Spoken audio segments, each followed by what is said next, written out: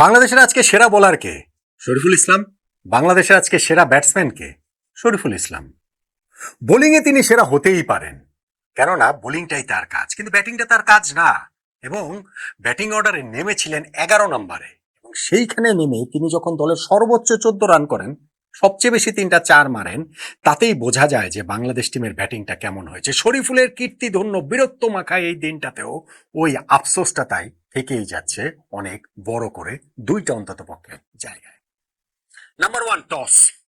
আমি গতকালকে একটা আলোচনাতে এই ম্যাকাই টেস্টের প্রিভিউতে বলছিলাম যে টস জেতাটা আসলে খুবই খুবই গুরুত্বপূর্ণ হবে। প্রথম টেস্ট আমরা টস জিততে পারিনি, কিন্তু সেইটা আমাদেরকে কোনো বেকায়দা ফেললেনি, কেননা অস্ট্রেলিয়া বাংলাদেশকে হালকাভাবে নিয়েছিল, তুচ্ছ-তাচ্ছিল্য করেছিল।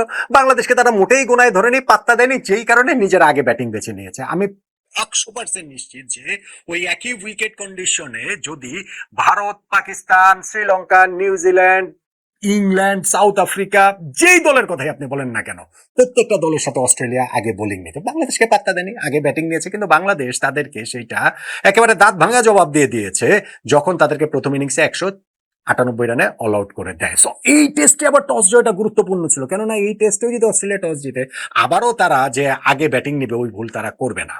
দুর্ভাগ্য হচ্ছে গিয়ে আমাদের ক্যাপ্টেন নাজমুল হোসেন শান্ত এই টসটা জিততে পারলেন না। এখন এই টসটা তো আর কোনো স্কিলের বিষয় না, এটা হচ্ছে গিয়ে ভাগ্যের বিষয়। টেস্ট ক্রিকেট এই 150 বছর ধরে চলছে, 150 বছর এরকম বহু বহু ম্যাচ আছে যেইখানটাতে হচ্ছে গিয়ে টস ম্যাচের খুবই গুরুত্বপূর্ণ রোল প্লে করেছে।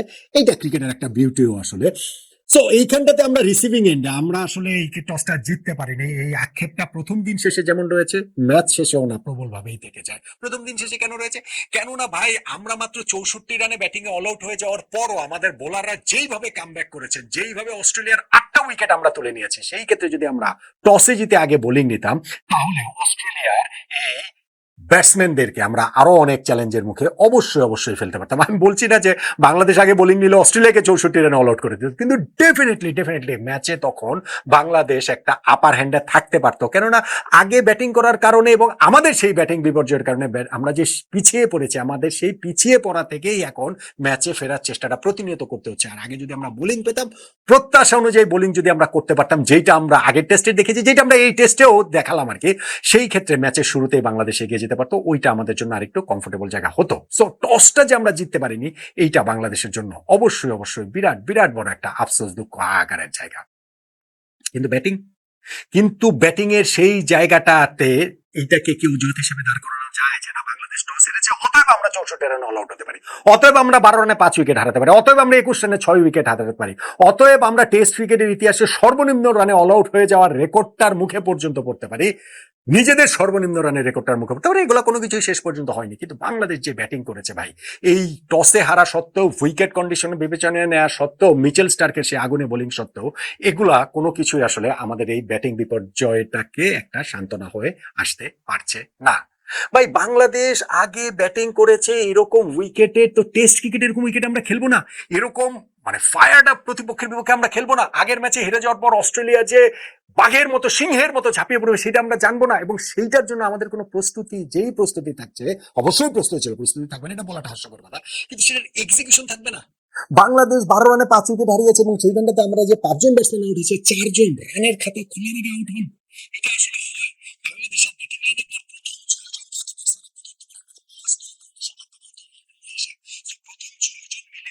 সেই 6 জনের মধ্যে 4 জন 0 রানে আউট হয়েছেন, এবং সেই 6 জন মিলে 14 রান করেছেন। তুলনামূলকভাবে শেষ যে আমাদের 5 জন আছেন, সেই 5 জন মিলে তো 47 রান করেছেন রে ভাই। সো আমরা শুরুতে ওইখানে আপনি আমাকে বলেন যে না, আনপ্লেবল ডেলিভারি হলে সেইটা ধরেন এক ধরনের একটা ব্যথার জায়গা রয়েছে। ইনিংসের একেবারে ভেরি ফার্স্ট ডেলিভারিতে সাদমান মিড উইকেট দিয়ে খেলতে চাইলেন, এবং মিচেল স্টার্কের সেই বলটা, যেটা তার ব্যাটের আউটসাইড এজ নিয়ে গালিতে চলে গেল, প্রথম বলটাতেই তার ওরকম একেবারে পুরোপুরি লেগে সরে যাওয়াটা, মিচেল স্টার্কের এই অ্যাঙ্গেল, তার এই বোলিং এর ধরনটা সম্পর্কে নিশ্চয়ই বহু বহু ঘন্টা ব্যয় করেছেন এইখানটাতে আমাদের সাদমান ইসলাম। তো সেই জায়গাটাতে তিনি এটা করাটা কি খুবই প্রয়োজন ছিল? আপনি আমাকে বলেন যে তানজিদ হাসান তামিম এবং মমিনুল হক, এই 2 জন যে উইকেট হয়েছেন ওয়াইড ইয়র্কার, আপনি মানে ওডিআই ক্রিকেট, টি20 ক্রিকেট হলে যেটা প্রায় ওয়াইড হওয়ার মতো বল, ওই বলগুলো চেস করতে গিয়ে তারা ব্যাটের আউটসাইড এজ নিয়ে তারা আউট হলেন। টেস্ট ক্রিকেট তো এটা ভাই। আপনি মমিনুল এবং এই আমাদের তানজিদ তামিম যে 2টা আউট হয়েছে, সেই 2টা আউটকে কোনোভাবেই জাস্টিফাই করতে পারবেন না। প্রশ্নই ওঠে না। আপনি সাদমানটা তাও বলতে পারেন যে না ঠিক আছে তাকে স্কোয়ার আপ করে ফেলেছিল, কিন্তু তানজিদ এবং মমিনুল এই দুইটা বল তো তারা খুব ইজিলি ছেড়ে দিতে পারতেন। আমাদের এই দুই ব্যাটসম্যান তো সেটা করেন নাই। আমাদের তারা তো সেই টেস্ট টেম্পারমেন্টটা দেখাতে পারে না। এখন মমিনুল আমাদের টেস্ট ক্রিকেট ইতিহাসের one of the greatest batsman, তিনি যখন ওইটা না পারেন তখন সেটা আসলে খুব ডিসঅ্যাপয়েন্টিং।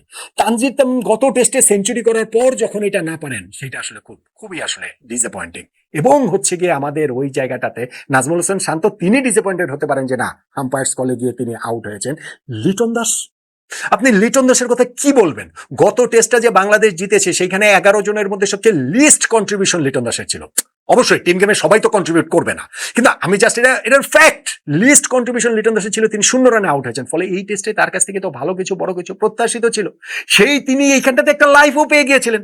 0 রানের সময় লাইফ পেয়ে ভেরি নেক্সট ডেলিভারিতে তিনি আউট হয়ে যান। তিনি নিজেকে কিভাবে সান্ত্বনা দেবেন আমাকে বলেন তো? তানজিদ তামিম গত টেস্টে 0 রানের লাইফ পেয়ে তিনি সেঞ্চুরি করেছেন, আর লিটন দাস 0 রানের লাইফ পেয়ে 0 রানেই আউট হয়ে গেছেন। গত টেস্টেও যিনি 0 রানে আউট হয়েছেন, অর্থাৎ অস্ট্রেলিয়ার বিপক্ষে এই সিরিজে এখনো লিটন দাস রানের খাতা খুলতে পারেন নাই। এইটার কি ব্যাখ্যা আমাকে বলেন?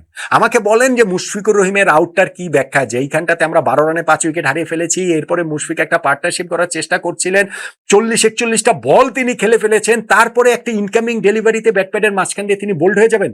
টেস্ট ক্রিকেটে এই 100টার বেশি টেস্ট খেলার পর এখনো এই ইনকামিং ডেলিভারিতে মুশফিকের যে দুর্বলতা, সেই দুর্বলতা থেকেই যাবে। অবশ্যই সব ব্যাটসম্যানের সব বোলারেরই তাদের স্ট্রেংথ থাকে, তাদের উইকনেস থাকে, কিন্তু মুশফিকের এই উইকনেসটা এরকম এক্সপোজ যে হচ্ছে গিয়ে তারা অস্ট্রেলিয়া এইভাবে কাজে লাগালো। সো ওগুলো আসলে খুবই খুবই ডিসঅ্যাপয়েন্টিং। যেটা আমি বলছিলাম যে ধরেন আমাদের এই প্রথম 6 ব্যাটসম্যানের মধ্যে তাদের মধ্যে হচ্ছে গিয়ে 4 জন, সাদমান ইসলাম, তানজিদ হাসান, তামিম, নাজমুল হোসেন শান্ত, লিটন দাস, তারা হচ্ছে গিয়ে 0 রানে আউট হয়েছেন না ভাই। এবং বাকি যে 2 জন, সেটা মমিনুল 9 করেছেন, মুশফিক 5 করেছেন। 9 আর 5 14 রান আমাদের টপ 6 ব্যাটারদের থেকে এসেছে। তার চেয়ে আমাদের শেষ 5 জন ব্যাটারদের থেকে হচ্ছে 47 রান এসেছে। 11 নম্বরে আমার শরীফুল, তিনি 14 রান করেছেন। 11 রানে নট আউট তাইজুল 11 রান করেছেন। মিরাজ আরো হচ্ছে গিয়ে ওইখানটাতে 10 রানও রয়েছে। হাসান আমাদের 1 রান করেছেন হচ্ছে গিয়ে Taskin Ahmed. So batting order কি সে উল্টায় দেওয়ার কথা যে আমরা বলি বিভিন্ন সময়, মানে দুঃখ রাগ ক্ষোভ থেকে যে সোশ্যাল মিডিয়া বলা হয়, আজকের বাংলাদেশের ব্যাটিংটা ওই রকমই ছিল। কিন্তু হ্যাভিং সেইড দ্যাট, এই যে আমাদের যে দুইটা জায়গা, মানে গত দিনই আমি বলছিলাম আমাদের হয় টসটা আমাদের পক্ষে আসতে হবে, আসে নাই, এটা আমাদের হাতে নাই, কিন্তু ব্যাটিংটা তো আমাদের হাতে ছিল।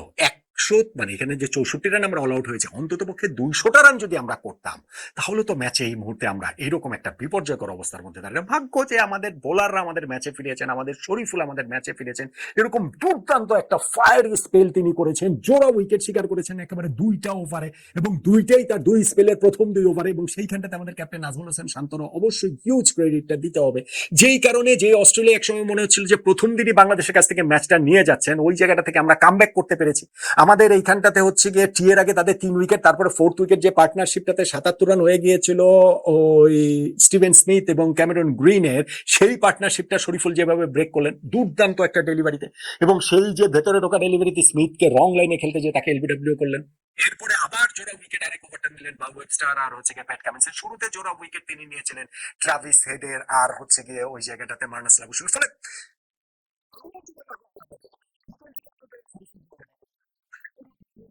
পিছিয়ে আছি ভাই 101 রানে। এই ম্যাচটাতে আমরা সেই কোণঠাসা অবস্থাতে রয়েছি।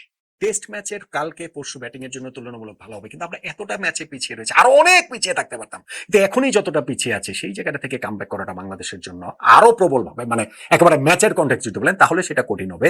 কিন্তু সেইখানটাতে টসের আফসোসটা এমনি থাকতে পারে, ব্যাটিং এর আফসোসটা আসলে ব্যাখ্যাটা কি আমাকে বলেন তো দেখি। যে আমরা এই গত টেস্টে এত ভালো ব্যাটিং করলাম, আমরা 138 ওভার ব্যাটিং করলাম, অস্ট্রেলিয়ার বোলিং লাইন আপকে টায়ার্ড করে আমরা ছেড়ে দিলাম।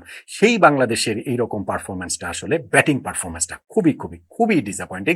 এবং আমি মনে করি যে বাংলাদেশ যদি সেকেন্ড ইনিংসটাতে ব্যাটিং এ, অবশ্যই অস্ট্রেলিয়া লাস্ট 2টা উইকেট তুলে নিতে পারে, সেকেন্ড ইনিংসে ব্যাটিং এ যদি আমরা খুব ভালো কিছু করতে পারি, ফার্স্ট টেস্টের অ্যাপ্লিকেশন যদি নিয়ে আসতে পারি, ব্যাটিং এর জন্য নেক্সট 2টা দিন ভালো হবে, ফলে ওইখানটাতে সেই ক্ষেত্রে ম্যাচে বাংলাদেশের ভালো কিছু করা এখন একেবারে অসম্ভব না।